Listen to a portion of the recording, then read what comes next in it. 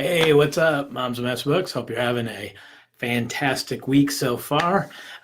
Hey, if you were with us last Tuesday, or this last Tuesday, Kristen and I were talking about is Master Books enough? And one of the terms that we came up was FONMU, the fear of not measuring up. And so the more I thought about it, I thought, hey, that's a great topic for a teaching tips, because it affects so many of the people that we have in this group, and that fear of not measuring up spills over into the comments. And what we tend to do is we're just continually chasing to find the next best thing that helps satisfy us, right? So let's talk about it a little bit. I got 3 tips that I think would help or be helpful in overcoming FONMU, the fear of not measuring up.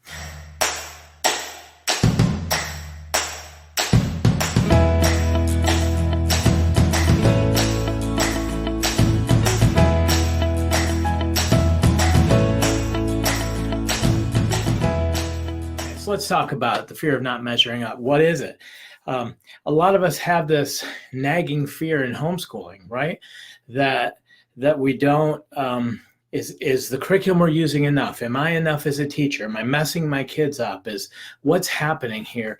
And because of that, we kind of just chase the fads, and we chase other people as what they're doing. And we're constantly trying to research and find recommendations, but we don't have any peace or any vision about who we are and where we're going. So what's 3 tips? Number 1, I would say, when we say we don't measure up, what don't we measure up to? Define the what, all right? Because a lot of times we just have this nagging insecurity that we're doing something wrong, it's not working, but we don't actually take the time to do the brain work to make sure that we know what it is that we're trying to measure up to. Is it the public school? Is it the neighbor family who comes to church and their kids are all dressed perfect and everything looks perfect and it seems like they know all their math and their kids are ultimately all successful? Is that what we're measuring up to? Is it our mother-in-law's expectations? What insecurities do I have that I'm trying to measure up to? These types of things just sit there as a nagging, but they don't actually have, we haven't defined it. So the first thing is trying to understand, what is it that we're trying to measure up to? Moves into number 2, facing that fear. What if my kids don't measure up? What if I actually do some defining of what it is that I want my kids to measure up to and what I need to measure up to, but what if they don't actually measure up to that? In my congregation when I pastored, granted, this is a much different approach than what a lot of people would probably use in pastoral care, but I remember walking into one hospital room in particular. The mom, very young mom, had just been diagnosed with a rare type of cancer. She had a 10% chance of survival. And we sat with her for, a couple of days, and it was just this elephant in the room. And the elephant was, you're going to die. But nobody wanted to talk about it. And we just kept dancing around it. And finally I said, you know what, let's just face up to the fear. You've got a 90% chance you're not going to make it out of this one. So let's talk about it. What's important to you? What do you care about? What would you like your funeral to be like? And we started talking about some of these worst case, like, you're out of here discussions. What do you care about your kids? What are your concerns if you're not here? What are your concerns with your kids and your husband, and what's important to you? What do you want us to make sure that continues if you don't make it out of this? And so we've had a very honest discussion one afternoon in the hospital room that was just worst case scenario, you don't make it. So we faced that fear, and it was interesting because the more we talked about it, the more her face, she just got a peace. Like she was stepping into that place, facing that fear, and then dealing with it. And then from that point on, then we said, okay, but we got a 10% chance of survival. So that means that's what we're going to focus on. We dealt with the worst case fear. Now we're going to focus on what we actually can change and where the margin that we have that we're going to change. And I'm very proud of the fact that our church rallied hard around that lady and her family, and we got to see she made it through the surgeries and is still alive today. And the Lord did miraculous works in that place. But that became kind of my procedure. I would get called into hospitals, or I'd get called by people, even that weren't believers. And I would just say, let's talk about this. Worst case scenario, you're not going to make it out alive. And I'd always say, but here's the deal. We all have a time. We're all going to die. We all have to face this. It's appointed unto man once to die. I mean, our life is but a vapor. And so I may not make it home in the car, and I may actually pass before you do from this disease that's taking you down. So it really doesn't matter. Stonewall Jackson would say, the day of my death has already been decided. I'm not going to worry about how the Lord chooses to do it. So let's not talk about, if this is the way you go out, then this is the way you go out. But let's deal with what it is that's concerning you. And I think with the homeschooling, this is what's important. Let's actually face our fear. What if we go through the next 12 years of education and our kids actually become the biggest screw-ups? What if they can't keep a job? What if they're lousy spouses? What if they're an embarrassment to us as parents? Okay, so let's deal with it, right? Let's talk about it. And we've launched 5 kids into life. And I can tell you, there's nothing you can do to prepare yourself for those journeys. You think you can, you do everything you can, you try to give them the tools and equip them and everything else. But man, it's like those first steps with a 2-year-old or a 1-year-old, when they start taking first steps and all of a sudden, they start to lose their balance and then fall, and maybe they bang their head, maybe they cry, maybe they're excited by it. You have no way of knowing. So we can only do the best we can do. And then from that point on, we can kind of be there to cheer on our kids. But man, the more I do this, the more I realize how little control we actually have. So let's just give them the tools that we can. So number one, what is it that I would need to measure up to, or that I have this nagging concern that I need to measure up to? Number two, let's face the fear of if we don't, and just look at that and explore that for a while mentally. What happens in that case, and what can I do? How do I know that I did the best job I could do? And those types of things. Okay. Then the third thing that I would say that I think is the most important that you can do is to actually own the goal, own the what they're measuring up to. See, it's not that hard to do this. I want my kids to be prepared and successful in life. I want them to be good spouses and good people. I want them to be able to embrace the opportunities the Lord gives them. How can I do that? So that's my goal. When they turn 18, I want them to be prepared for that. Now that means that academically they need to have a solid foundation. Am I concerned about them going to a prestigious university? Probably not. Do I want them to be able to, if they want that option or the option of going to university, to be able to do that? Yes. So a great way to do that, if you're a mom who says, but I want my kids to be prepared for college, and they're in 3rd grade right now, or they're in 2nd grade, and I just feel like they're just going to be messed up. Well, I tell you, you got a lot of room, because a lot of the elementary years are just building foundations and building the skills to learn at higher levels.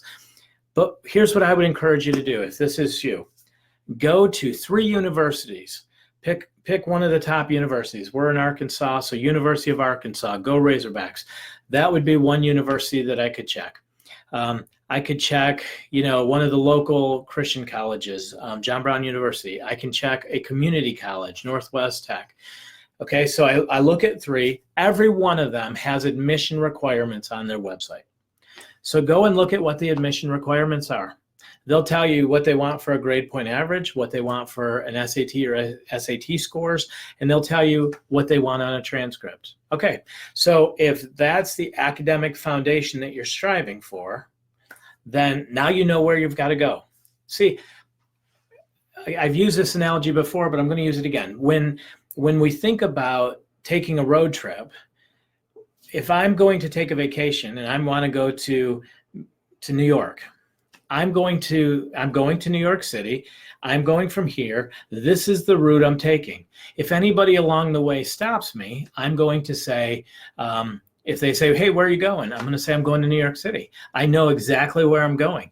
Now my destination may turn a little bit from, if there's a detour here or a detour there or unexpected traffic jams, things like that, I may change and detour a little bit, but ultimately I know what the goal is. In homeschooling, a lot of times we just shoot blind. We're just like, oh, I'm in second grade, so I need to do a second grade curriculum, and I really don't know where I'm working towards. And then someone else comes in and they're talking about, well, we unschool. Well, now do I want to unschool? And do I change everything there, or do I Charlotte Mason, or do I classical education, or do I online?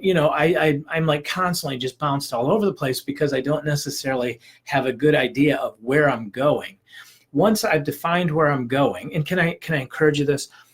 Get a little bit of an attitude, okay? You are the superintendent of your children's school, and it needs to be the best school in your area. And you need to be the leader and know where your school is going. When a kid graduates from your school, this is what they can expect. They're going to know how to communicate. They're going to have a good academic foundation. They're going to love the Lord with all their heart, soul, and mind. They're going to love their neighbor as themselves. These are the things my kids who graduate from my school are going to know and understand. Get a little bit of an attitude with it. Own it. And know the destination. If you have a student who's hands-on and he just loves working with machines or farming, well, then look at a local trade school and see what are the requirements to get into the trade school, or how can they be mentored by somebody, or how can they start moving into those. Understand what's required when a student graduates, so you know what they're measuring up to. Then once you know that, work it backwards. Once I know what's required in high school, I can make sure that starting in 9th grade, they need to have algebra. All of the math I'm leading up to needs to be there. It drives me nuts, okay? A little bit of a rant. Drives me nuts. Sometimes in groups when we're talking master books math and we're talking early learning, like we're talking 1st, 2nd, 3rd grade, and people will say it's behind. Behind what? The goal is to prepare them, right? 9th grade algebra is really kind of the place where that's where they need to have the skills to move into the high school level. 1st or 2nd grade, you're building foundational skills all along the way. And we've seen time and time again where students move through the process and move into the junior high principles of mathematics, pre-algebra course, and they go successfully into Jacob's algebra, which I would put up against any other algebra course out there. I've raved about it before. It's been around forever, has top reviews, used in charter schools. So when people are like, it's behind, it's, but I want my kid to be over this, I often have to say, what insecurities, what's happening here? Why is, what's the process? Do you understand? They're learning addition, subtraction, fractions, multiplication, all the things that they need to have to move into the pre-algebra course to be able then to start understanding algebra, geometry, all of these things. So what are they missing? What aren't they measuring up to just because it's a different style or whatever? But you see what I'm saying? What's the end game? Is the end game to be able to ace out SAT scores in 2nd and 3rd grade, or is it to prepare them for that when it's time? All right, a little rant, sorry. So I would definitely encourage you to own it. Think of it like a road trip. My destination is graduation. Once we get there, this is what we're going to do. We're going to be prepared for this. And anybody who graduates from my school is going to have these skills. Now, I'm going to work my way backward. I need to make sure that each level they're prepared. So when we hit 9th grade, they're prepared to do algebra. They're prepared to write a composition. They're prepared for any number of things that we know they're required to have in that high school level. I have a lot of flexibility between 1st to 8th grade to make sure that I'm preparing them and building that up for them. Okay. So with then, like with my kids, what's important to me, that they have a wide range of experience, that they, when they sit down with somebody, they're able to say, oh yeah, we know about farming, or we know about boating, or we know about, because in my life, I've sat at a lot of tables with people, business meetings or ministry, sat in hospital rooms, and I needed a place to connect with somebody. Maybe there was a dad who was in the hospital room who was hardened to God because of something. I needed a place to connect with him. And so if I could say, oh, you have a farm. I artificially inseminated cattle for 6 years. My claim to fame is that I artificially inseminated 20,000 cows. What kind of farm do you have? And so we had a connection place. Then I was able to talk about how the Lord led me into ministry. And I look for those connection places. So it's important to me that my kids have a wide range of experience. So when they talk to somebody who says, yeah, we live out west, or we live in on the East Coast, my kids can kind of say, oh yeah, we went here and we visited there, or, they can connect easy. That's important. I want them to enjoy learning. So there's so many skills I've done. Right? I've sold windows, siding, insurance. I've sold real estate. I've sold hospital TV systems. I've sold artificial insemination services on farms. I've sold homeschool curriculum galore. You name it. I've been involved in sales and marketing my whole life. Absolutely love sales and marketing. But each one of those required that I learn something a little bit different. So maybe, when you're learning about artificial insemination, it's all about genetics, and you had to learn about genetics and DNA and what traits would transfer, what came from the bull and what came from the cow, and all of these different things that you could speak intelligently. Insurance, you had to learn all of the laws and requirements, mutual funds, securities, selling real estate, and all of these things required something different that high school never prepared me for. But it was fun to learn, and it was fun to gain that skill. And that's what I want my kids to learn. I want them to have a desire to learn new skills that will take them new places. So they don't need, for me, it's not about you need to study to graduate. All of life is schooling, and so I want them to have that. So that's important to me and Kristen, that they're lifelong learners, and they just have a thrill for learning new skills. And we do this all the time. My older kids, it was a little bit harder because I didn't always explain it right. But if they want to start a new business, then we try new businesses, and we try new endeavors. And while they don't always succeed and they're not always grand, we learn something in the process of buying the equipment, researching, talking to other people that did it, those type of things.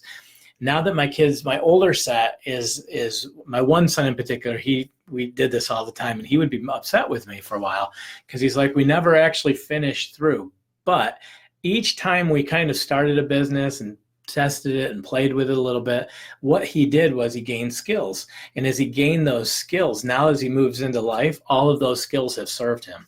So he sees it, and he's thankful now.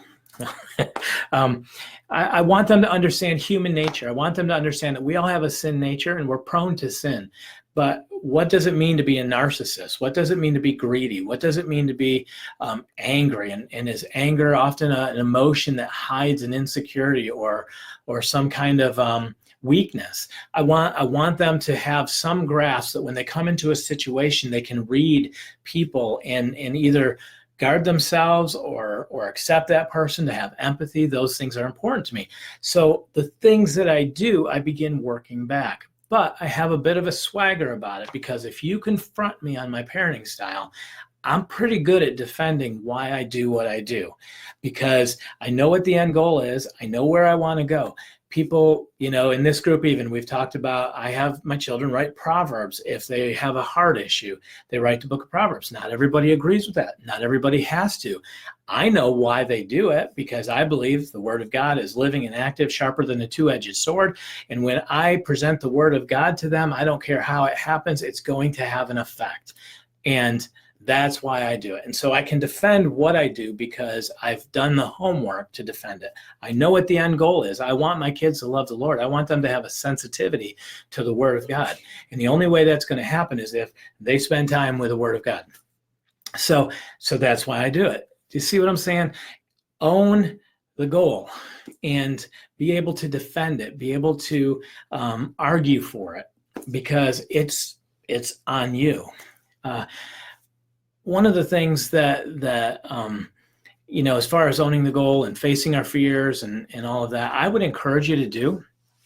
If you got a second or third or fourth, fifth, sixth grade or whatever, and you just have this fear that they're not on level, something's not right, I would encourage you to do testing. If you type in California Achievement Test, CAT test online, you can do the online test untimed for under $30 and have them take the test. Now, I will tell you that when I was a principal of a school, I was always amazed at how 2 weeks before the test, the teachers would stop their lesson plans and they would begin preparing the students for the kind of things that they were going to find on the test. So it doesn't hurt to get a prep test. It doesn't hurt to, maybe take the test once as a practice and take it once again after you kind of know what to expect. Because some students in a homeschool environment, they're not used to the testing. They're not used to the pressure of a test. And then all of a sudden we give them a test and they just kind of do a shutdown or just don't even know how to handle it. So practice a little bit with the test, get them used to it. Testing, even though it's not a Charlotte Mason type thing, it is part of life. When I went into the ministry, I had to pass tests. When I went into selling insurance, I had to pass a test. Real estate, I had to pass a test. Believe it or not, artificial insemination of cattle, I had to pass a test. All of these things required tests that had to be passed. So that is a skill we want our kids to understand a little bit, and give them an achievement test. Let them take the test. See if they're on grade level. See if they're not. If they're not, so what? You catch them up. It's not a big deal. Oh, we have a weakness in this area. We've had students over the years that one year they would score, below here. And then we just, so we address that. We pay a little bit more attention to the math, and we work with them a little bit more in the math and make sure that they're up to speed, that we're doing our part as educators and that type of thing to get them up to speed. Once that happens, then we're pretty confident that the next year when they test, their scores always come up. So testing gives us a really good way to just face our fears. It doesn't change the fact that they were behind or the fact that they're ahead. All it does is give us a diagnosis of, is our fear even worth having? Is our anxiety worth having? As far as fears and concerns that are related to other people and their expectations, I think in some ways, now the proverb says that there is wisdom in the counsel of many. And I think it's important that we find counsel from people we respect and people who've been there and have shown success. For all the naysayers and the critics, who cares? Like, what business is it of yours? And I don't have to justify myself to you. One day I will stand before God and I will give an account for the way I parented and the way I raised my children and the way I invested myself and stewarded the opportunity He gave me to raise up world changers. That's what I'm more concerned about than what your opinion of me is in my parenting. And when it comes to that, I'm kind of vocal in it because I've had to defend some. I used to travel a lot, and I'd sit on a plane and somebody would say, how many kids do you have? I have 9. Well, automatically, the fact that you have 9 children puts you up to, what are you thinking? Well, I believe children are a blessing of the Lord.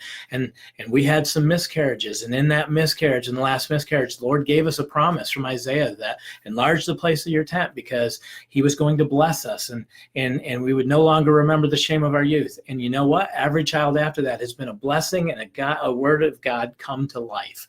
And so I am so happy to be the father of 9 children.